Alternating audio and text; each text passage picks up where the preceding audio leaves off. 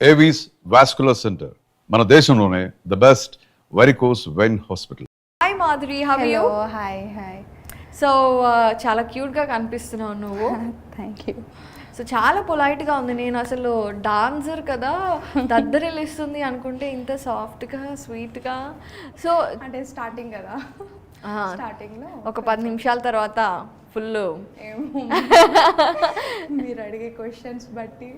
ఎందుకండి నేను అంత భయపెట్టే క్వశ్చన్లు అడిగే? అలా ఏం లేదు, అంటే స్టార్టింగ్ ఎవరైనా కొంచెం కూల్గా పొలైట్గా ఉంటారా? ఫస్ట్ మర్యాద చూపిస్తారు, తర్వాత అరాచకం చూపిస్తారు. అలా ఏం లేదు. So Madhuri, everybody have one question. మీకు చాలా ఇన్స్టాగ్రామ్లో చాలామంది ఫాలోవర్స్ ఉన్నారు, మీ డాన్సుల్ని చాలా లైక్ చేస్తారు. సో అసలు ఈ జర్నీ ఎలా స్టార్ట్ అయింది? మాధురిని డాన్స్లో ఎప్పుడన్నా నేర్చుకుందా చిన్నప్పటి నుండి, లేదంటే ప్యూర్ ఇంట్రెస్ట్తో టాలెంట్? అంటే అది మా ఫ్యామిలీకే చెప్పాలి. యాక్చువల్ నేను డ్యాన్స్ ఎందుకు నేర్చుకున్నా అంటే మా సిస్టర్ వాళ్ళకందరికీ మా మమ్మీ డ్యాన్స్ క్లాస్కి పంపించేది, నన్ను ఒక్కదానికే డ్యాన్స్ క్లాస్కి పంపించకపోయేది. ఎందుకంటే మేము 7 మెంబర్స్ యాక్చువల్లీ సిబ్లింగ్స్. సో అందులో 3 మెంబర్స్ సిస్టర్స్కి పంపించేది మా మమ్మీ. సో ఇంకా నాకైతే డ్యాన్స్ ఇంకా అక్క వాళ్ళు నేర్పించరు, ఇంకా డ్యాన్స్ స్టూడియోకి పంపించదు మమ్మీ అనేసి ఇంకా నేను టీవీలో చూసుకొని నేర్చుకున్నా డ్యాన్స్ అయితే. అంటే హీరోయిన్ వాళ్ళు చేస్తుంటే అదే స్టెప్స్ నేను కూడా ఇలా లైవ్లో చేసి ఎక్స్ప్రెషన్స్ కూడా అలా ఇవ్వడం, డ్యాన్స్ కూడా అలా చేయడం, అవన్నీ చేసేదాన్ని. అలా డ్యాన్స్ నేర్చుకున్నా. అక్కడ నుంచి నాకు చాలామంది అంటే మంచిగా కాంప్లిమెంట్స్ ఇచ్చారు, డ్యాన్స్ చాలా బాగా చేస్తావు అని.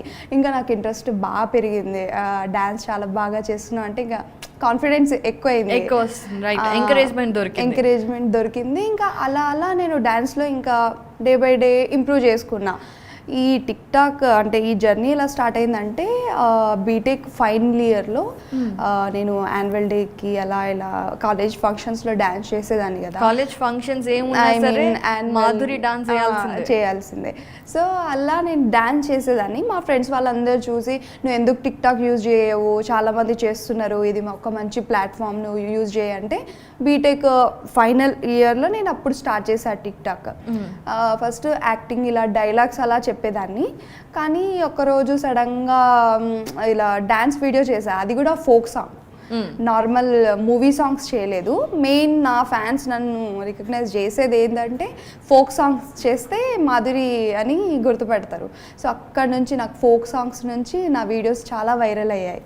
అలా జర్నీ స్టార్ట్ అయింది. ఇంకా టిక్ టాక్ బ్యాన్ అయిపోయిన తర్వాత ఇంకా ఇన్స్టాగ్రామ్లోకి వచ్చాను. అక్కడ నుంచి ఇక్కడ మీ ముందుకు. Very nice journey. అయితే ఇక్కడ ఒక ఇంట్రెస్టింగ్గా నాకు తెలుసుకోవాలి అని అనిపించింది ఏంటంటే మీరు 7 సిబ్లింగ్స్. సో ఎలా అసలు అంటే డాడీ ఏం చేస్తారు? Daddy bus driver, okay, RTC. Mummy house wife. మాది middle class simple family. So మా పేరెంట్స్కి అయితే ఫస్ట్ థ్యాంక్స్ చెప్పుకోవాలి, ఇంతమందికి చదివించి ఇలా అనేసి. బయట అనుకుంటారు మాధురి రాథోడ్ చాలా పాష్గా ఉంటుంది, చాలా హై రిచ్ అమ్మాయి అని. కానీ నేను రిచ్ అమ్మాయిని అయితే కాదు, మిడిల్ క్లాసే. మా ఫ్యామిలీ మేమందరము అంతే సింపుల్గా ఉండడం నాకు ఇష్టం. ఇంకా డాన్స్తో నేను పరిచయం అయ్యాను పబ్లిక్కి. ట్రూ. మీరు ఎంతో మంది అంటే 6 మెంబర్స్ సిస్టర్స్, ఒకడే మా తమ్ముడు, నేను 5th, నా నెంబర్ 5th. అయితే తమ్ముడు బాగా గారాభంగా పెరుగుతాడు చాలా. So anyways, coming back to your dance journey. So టిక్ టాక్లో ఈజీగా మనకి ఫాలోవర్స్ అంతా రావటం ఒకటి మనకి కొంచెం ఈజీ, బట్ ఎందుకంటే అక్కడ ఉండే బేస్ అలాంటిది. కానీ ఇన్స్టాగ్రామ్ ఈజ్ డిఫరెంట్ కదా. సో అసలు ఇన్స్టాగ్రామ్లో ఫ్యాన్ బేస్ ఎలా పెంచుకోవాలి అండ్ మీరు ఎలాగా పెంచుకున్నారు?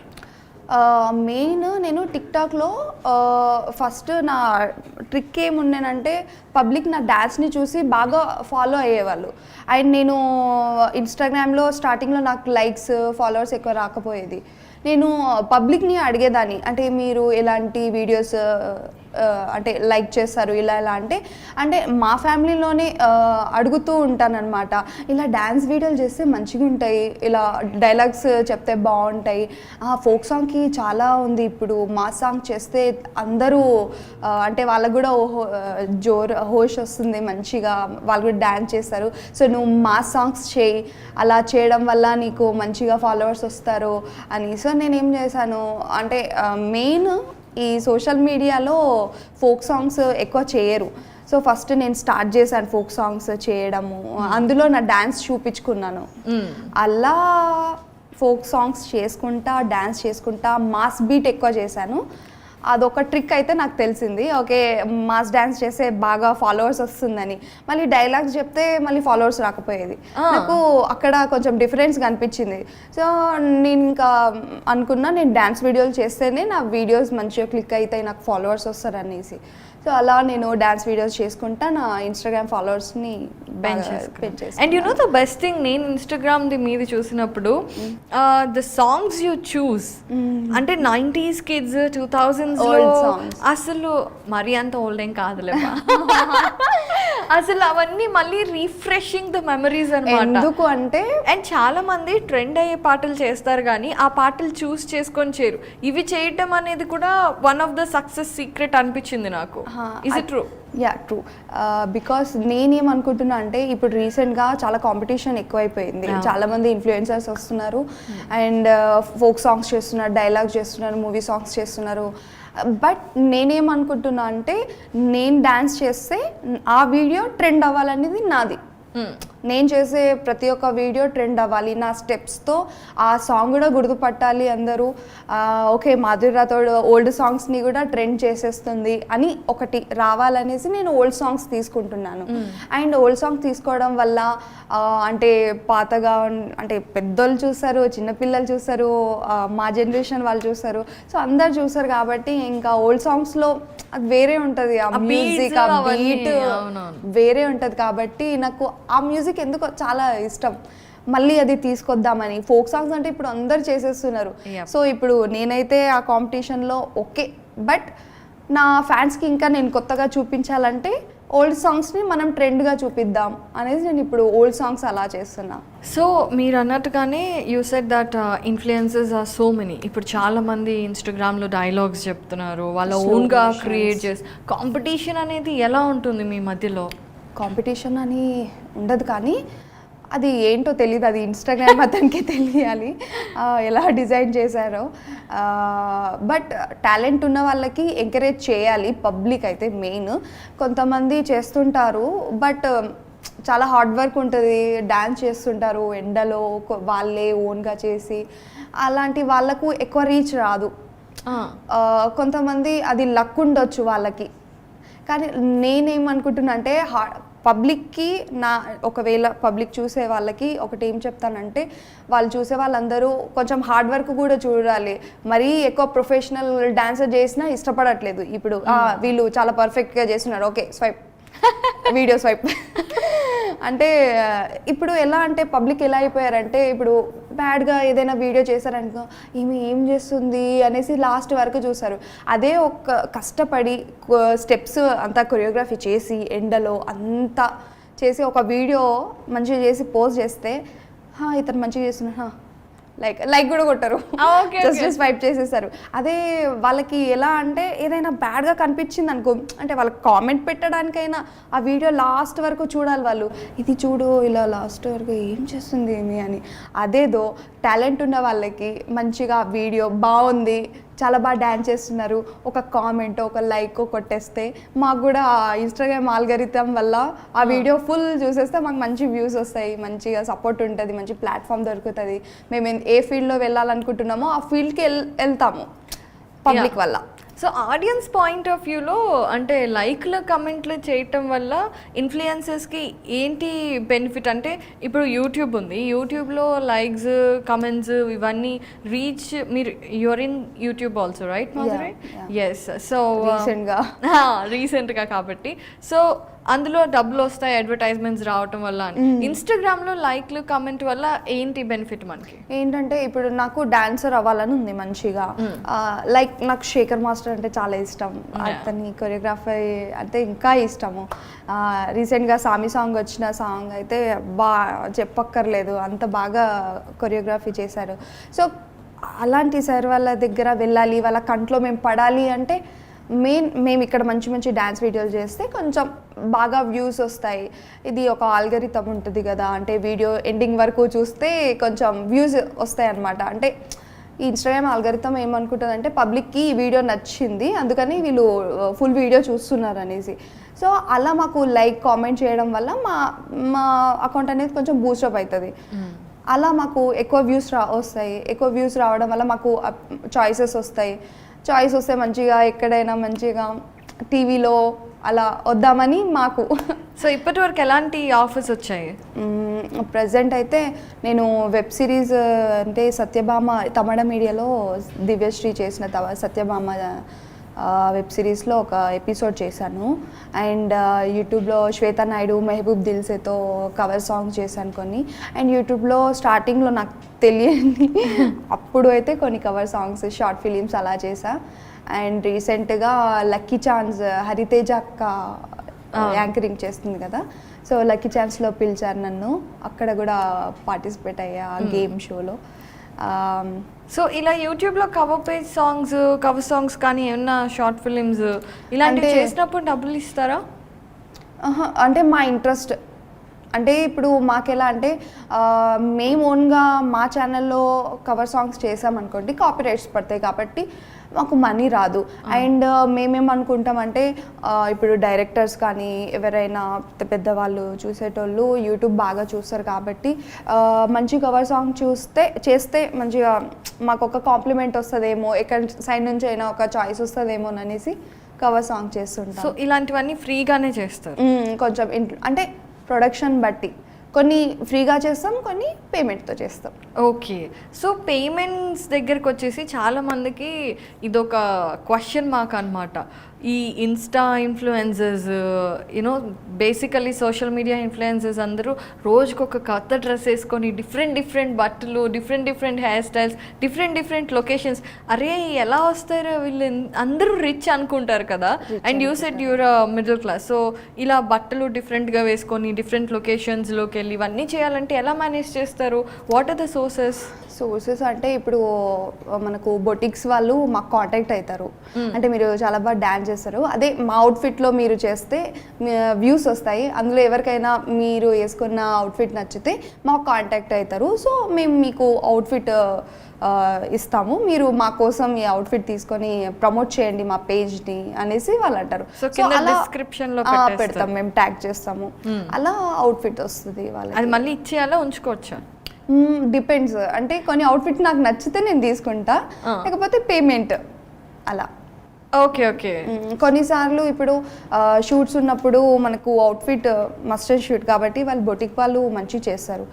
సో వాళ్ళ దగ్గర నుంచి మేము అవుట్ఫిట్ తీసుకుంటాం, షూట్ చేసుకొని మళ్ళీ వాళ్ళకి రిటర్న్ ఇచ్చేస్తాం. అండ్ వాళ్ళకు బెనిఫిట్, మాకు బెనిఫిట్. రోజు వేసుకోవచ్చు. డ్రెస్ కట్టేసియా? గర్ల్స్ కి ఎన్ని డ్రెస్లు ఉన్నా తక్కువే కదా. షాపింగ్ మనది మహాసముద్రం లాంటిది, చేసే కొద్దీ చేయాలనిపిస్తుంది కానీ వద్దు అనం మనం షాపింగ్ అంటే అలా. సో చాలా మంది అమ్మాయిలకు కూడా అనిపిస్తారు ఏంట్రా వీళ్ళు ఇన్ని వేసేసుకుంటున్నారు, ఎక్కడి నుంచి వస్తాయి ఏంటి అనేసి. సో డాన్స్ అయితే యూ డూ ఆసమ్, ఎక్స్ప్రెషన్స్ కూడా బాగుంటాయి, ఆ బీట్కి తగ్గట్టు you body have that flexibility and all. So మీరు అన్నారు కదా శేఖర్ మాస్టర్ అనేసి, మరి ఎప్పుడు కనెక్ట్ అవ్వడానికి ట్రై చేయలేదా?